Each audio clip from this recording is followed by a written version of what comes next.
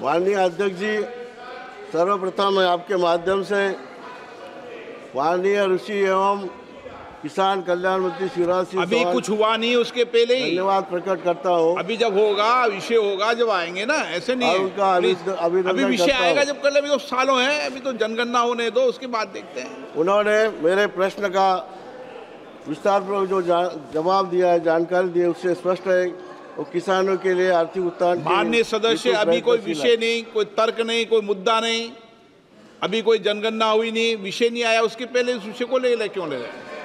नहीं, गलत तरीका है आपका। कोई विषय हो, मुद्दा हो, कोई बात हो। महोदय नहीं,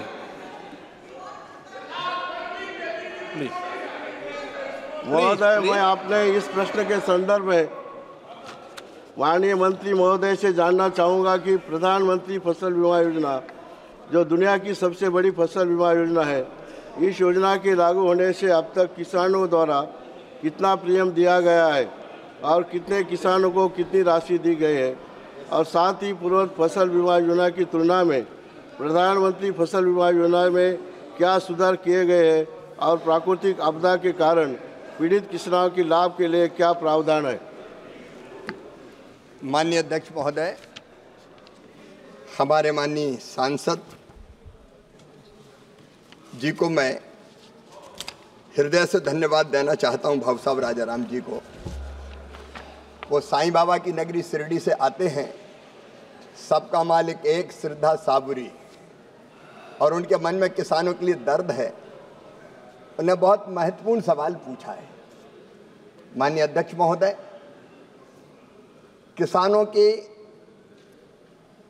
हालत एक दशक पहले बहुत खराब थी, लेकिन इस सरकार के आने के बाद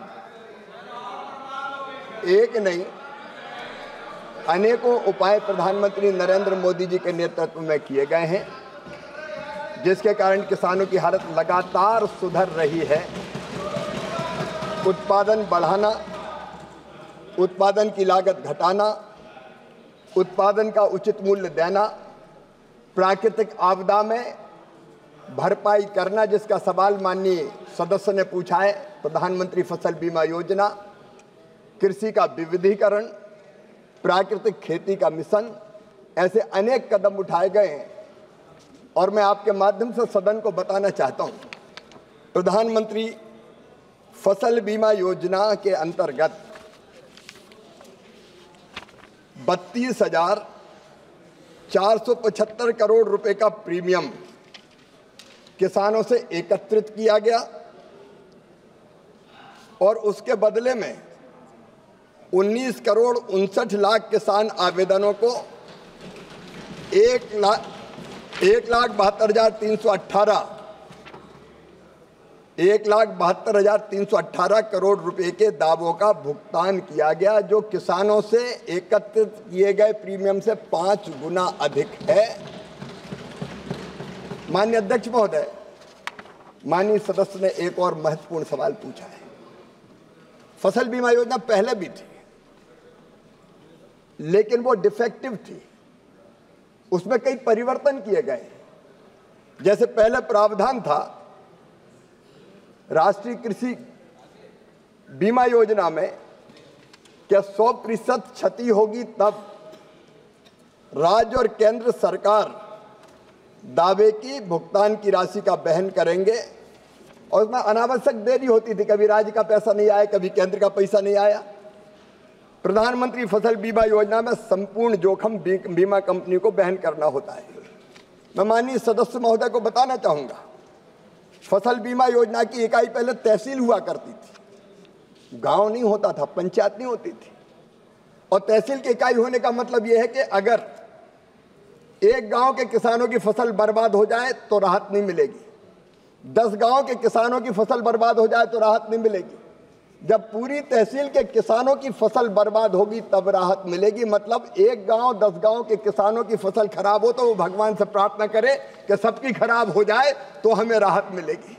प्रधानमंत्री जी के नेतृत्व में ये फैसला किया कि प्रधानमंत्री फसल बीमा योजना में बीमा की इकाई ग्राम पंचायत को बना दिया गया, गांव को बना दिया गया, ताकि गांव में नुकसान हो तो दावा मिल जाए। माननीय अध्यक्ष महोदय, पहले ऋणी किसान आवश्यक रूप से फसल बीमा योजना उनको करवाना पड़ता था, आवश्यक थी उनके लिए। अब ये ऋणी हो चाहे गैर ऋणी हो, उनको स्वैच्छिक कर दी गई है, उनकी मर्जी, वो कराए चाहे ना कराए। और स्थानीय आपदा पहले सम्मिलित नहीं थी, अब स्थानीय आपदा को भी सम्मिलित करने का इसमें प्रावधान माननीय अध्यक्ष महोदय किया गया है। और इससे बढ़ के एक बात ये तय की है कि पहले हम कहते थे केंद्र सरकार के राज्य सरकार अपना हिस्सा देगी तब केंद्र पैसा जारी करेगी, अनावश्यक देरी होती थी। अब हमने तय किया है कि राज्य का पैसा देर से भी आए तो केंद्र सरकार का पैसा तुरंत किसान के खाते में डाल दिया जाएगा ताकि तत्काल उसको राशि मिल जाए। और एक प्रावधान और माननीय सदस्य महोदय, मैं उनको बताना चाहता हूँ, मैं उनको बताना चाहता हूं कि अगर बीमा कंपनी अनावश्यक भुगतान में देर करेगी तो 12% ब्याज किसान को उसको देना पड़ेगा। अनेकों ऐसे उपाय किए गए माननीय अध्यक्ष महोदय। ओके, माननीय सदस्य सप्लीमेंट्री। मेरी दूसरी सप्लीमेंट्री किसानों के वित्तीय सहायता बची नहीं सप्लीमेंट्री, कोई पूछ लो आप। हाँ सर, उनकी आर्थिक किसानों की जो आर्थिक स्थिति है से संबंधित है। एनसीआरबी की रिपोर्ट के अनुसार देश के कृषि क्षेत्र से जुड़े अनेक लोगों ने आत्महत्या की है। इसमें विशेषकर महाराष्ट्र राज्य के किसानों की स्थिति तो बहुत ही बदतर है।